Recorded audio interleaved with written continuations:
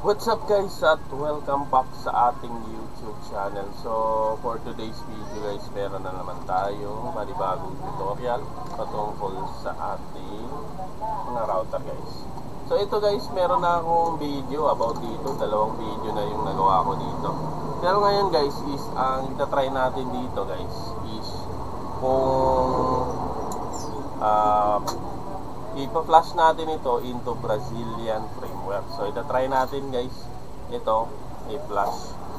So yun nga, simulan na natin ito guys para step by step tayo. Actually hindi ko pa na-try ito sa Brazilian kasi yung mga previous nagamit ko is hindi ganito yung model. So itong model niya guys is HG62450. Yan.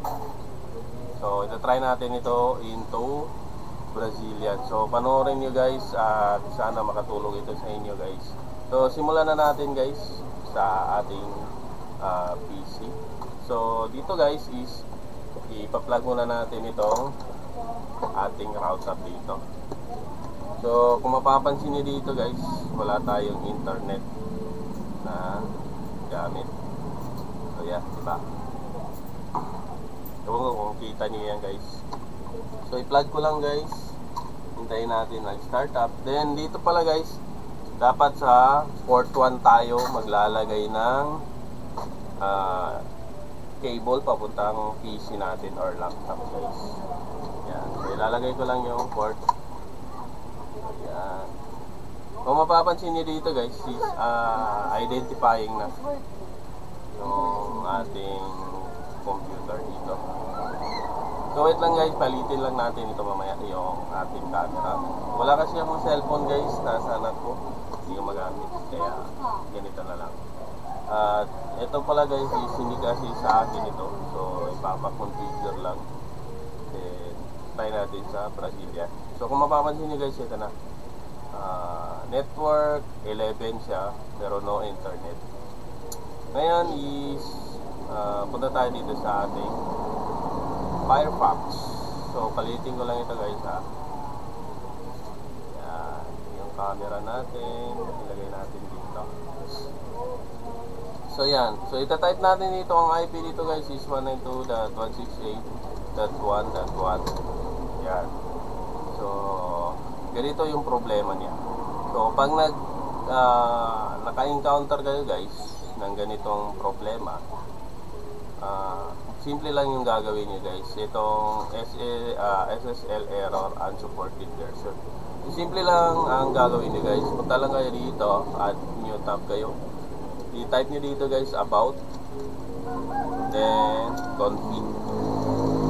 Yan. Then enter guys. Then dito guys, i-type nyo lang TLS. Yan. The TLS, meron ngayon makikitang version.max at saka version.min. Yung gagawin nyo dito guys is yung version max natin gawin nating 3, then okay, then yung version min na naman natin guys is gawin nating 1, then okay. Then after that try na natin kung magre-reload na. So yan, diba? Nag-reload siya guys. Yan, yung ating PLDT. So dito is kailangan kasi natin connect muna ako sa wifi guys. Kailangan natin yung mga username. Yan. Puno ko internet lang. Yan. So punta lang kayo dito guys sa ating forum site. Dito natin makikita yung tawag dito yung mga credential nito para mapasok natin ito guys dito sa pag hindi gumagana. So ayaw gumana guys. So ilalagay ko muna guys sa ating router yung ating PC. Tatanggalin ko lang. Hindi kasi gumagana guys. Yan. So yan. So dito, punta lang kayo dito sa Telco ISP service. And ito yung Brazilian firmware natin. I-open lang natin yan. Tapos add new tab tayo guys. Yan. So dapat pala ready na yung inyong gamit dito. So naka-prepare na kayo. So dito is yung PLDT fiber. Yan. Dali, ito yung mga credential guys. Yan. So i-download ko na rin itong Brazilian firmware dito guys. So ililink ko lang ito sa description guys para ma-download nyo yung Brazilian firmware at saka yung dito itong credential. Yan. Wait lang natin guys mag-download.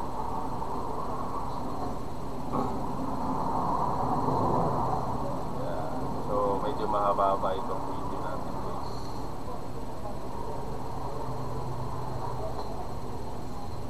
Then okay na guys, download na. So try nga natin i-extract ito.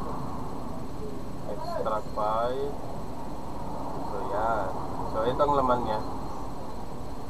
Yan. Then ito yung username at password ng Brazilian firmware natin. Yan, itatry natin yan mamaya guys. So dito sa credential, so mag-try tayo ng iba guys. For example, sana dito tayo sa admin. So admin account, i-try natin guys ha. So ibalik ko lang yung connect wire natin sa ating router guys. Yan. So yan, okay na. Copy natin ito guys, copy. Then paste natin dito guys. Yan.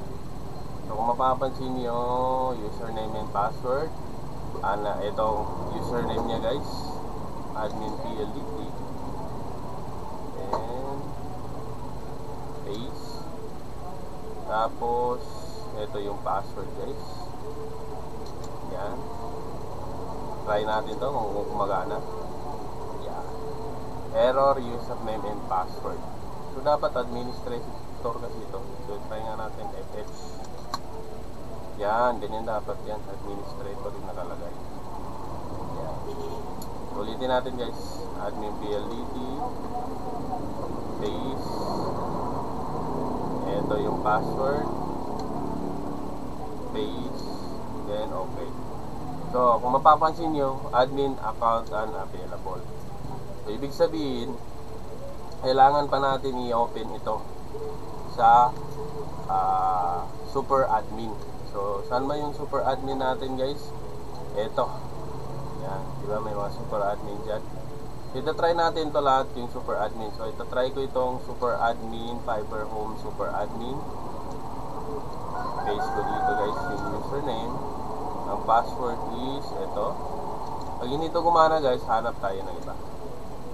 Yan, ayaw. So hanap tayo super admin. Ito, super admin dito.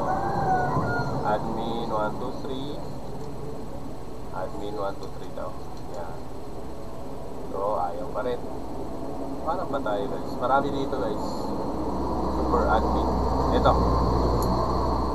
Super admin username. Copy natin ito. Paste natin. Then yung password is ito. Yan. Then paste natin. Then login. So yun. Kumala guys. Ibig sabihin yun yung super admin. So dito guys, i-click nyo lang itong debug switch. Yan. So kaya natin hindi na open yung admin console or yung admin dashboard niya kasi naka-disable siya. Same dito sa telnet switch at saka dito. So ang gagawin lang natin guys is i-enable na lang natin itong tatlo. So pag enable nyo guys, huwag nyo kalimutan i-click yung apply sa mga sara. Yan. So refresh. So ulitin natin. Yan.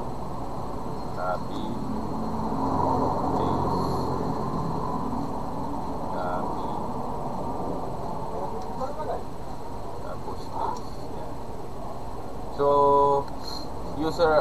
login, please try again later. So ang gagawin natin dito guys is mag re-reboot lang tayo ng ating modem. Yan. Re-reboot lang natin yung modem natin guys.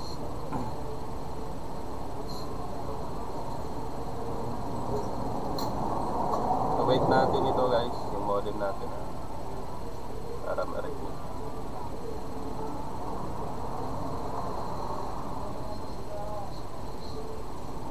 So bisitahin nito guys yung ating forum site at mag-comment lang kayo dito, baka may mga request kayo guys. So siguraduhin nyo lang na nasa tamang thread yung request nyo guys. Tignan natin kung okay na. So pag hindi nag-power on, hindi pala nag-power on guys.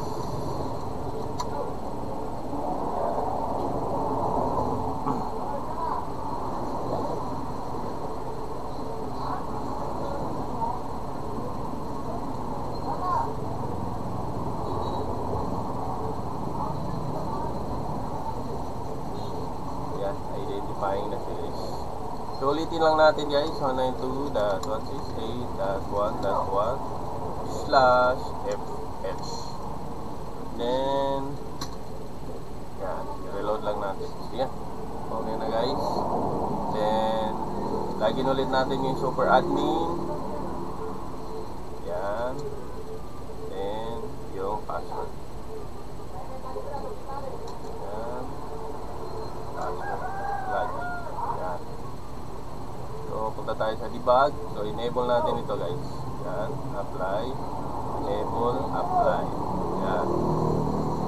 So pag okay na yan guys, yan, na-apply na. Huwag niyong kalimutang i-log out guys.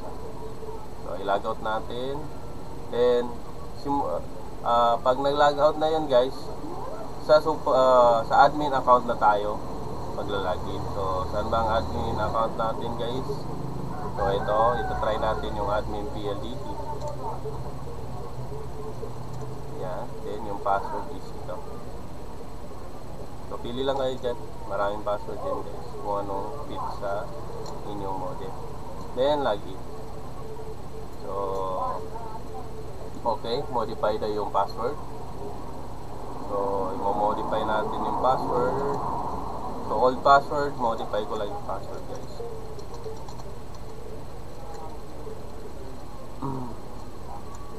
Kaya na bahala dito sa password guys.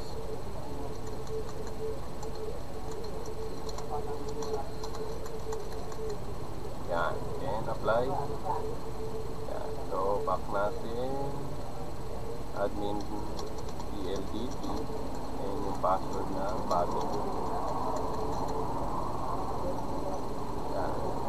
Yan, pasok na natin yung admin. Yan. So ang gagawin natin guys, punta tayo dito sa my application security natin. Debug dito sa management, then local upgrade. Dito, punta tayo dito kasi dito natin i-apply yung ating Brazilian framework. Pag napasok nyo yan, punta kayo dito sa management, dito sa device management, then local upgrade, then browse. So iba-browse natin yung dinownload nating Brazilian. So ito siya. Yan. Yan. So pili lang kayo dito guys. So i-try muna natin itong RP2725 na pin. Yan. Upgrade will take time. Please be patient now. So yan. Wait lang natin guys.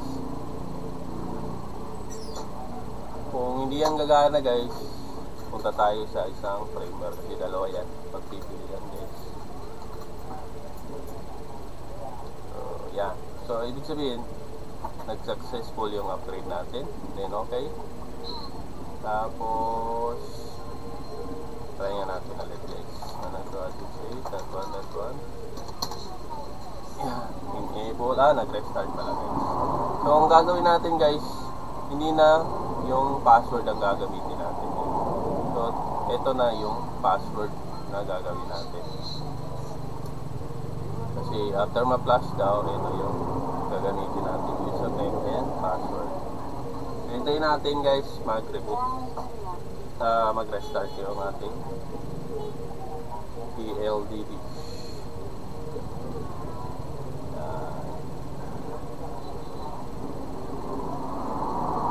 So, di ko lang alam kung anong IP nito guys. Ano kaya ang IP nito? Baka same lang din. Same lang din guys. Yan. Then, itry na natin yung password guys na gamit. Sabi kasi dito, ito yung admin at password. So, try natin.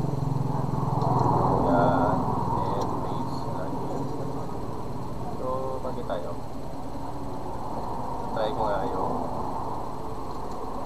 try nga natin ulit guys. Pagi tayo.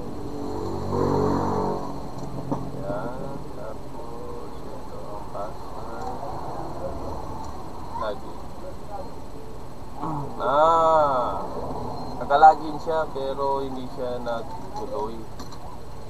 So try nga natin i-reboot ulit guys.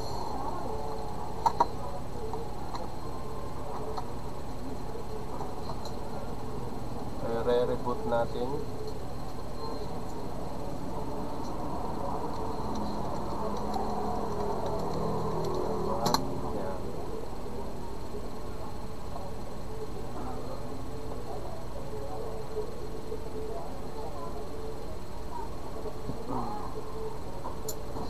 Medyo mahaba yung video natin guys. Hindi ko lang kung nagkakatlo ba ito. Siguro hindi na.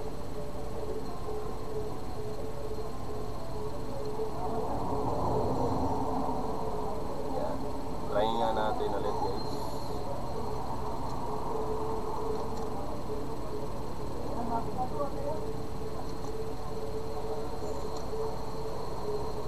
Try tayo mag-login.